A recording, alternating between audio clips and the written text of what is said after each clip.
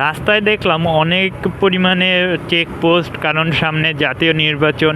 তো জাতীয় নির্বাচন সামনে রেখে প্রচুর পরিমাণে কিন্তু চেকপোস্ট বসেছে।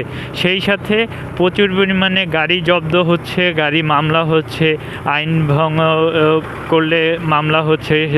তার সেই সাথে দেখলাম অনেক পরিমাণে মোটরসাইকেল চালকদের আটকাচ্ছে, কারণ হচ্ছে মোটরসাইকেলে অনেক রেজিস্ট্রেশনবিহীন মোটরসাইকেল থাকে।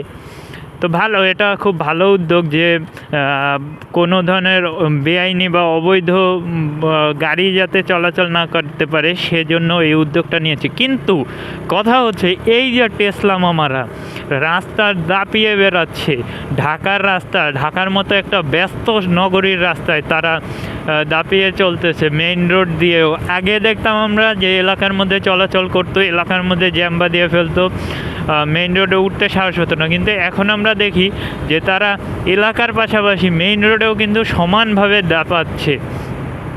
তো তাহলে আমার এখানে একটা প্রশ্ন হচ্ছে যে, যদি একটা গাড়ি, একটা আপনি প্রাইভেট কার কিংবা একটা বাইক, ঠিক আছে, যদি এদের আপনার লাইসেন্স না থাকে সেই জন্য আটক করেন, ভালো কথা, এটাই আমি কখনোই দ্বিমত পোষণ করি না। কারণ আমার গাড়ির যদি লাইসেন্স না থাকে, আমার ড্রাইভিং লাইসেন্স না থাকে, তার মানে আমি এই রাস্তায় চলাচল নিজে এবং অন্যের জন্য ঝুঁকিতে ফেলতেছি, কারণ আমি এটার জন্য ফিট না, এটা বোঝায়।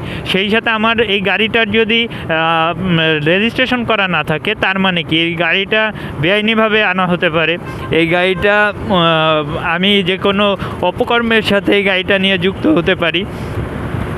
যদি এটা হয়, এটা তো ভালো যে এটা না থাকলে, রেজিস্ট্রেশন না থাকলে কিংবা ড্রাইভিং লাইসেন্স না থাকলে মামলা দিবে। কিন্তু এই যে টেসলাগুলো, এদের বৈধতা কে দিয়েছে?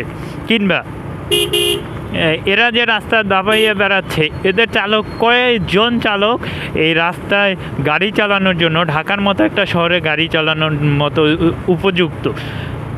তো এগুলো আসলে দেখার কেউ নেই, সবাই হচ্ছে কাঠের চশমা পরে বসে আছে, এই জন্যই হয়তো বা এই অবস্থা।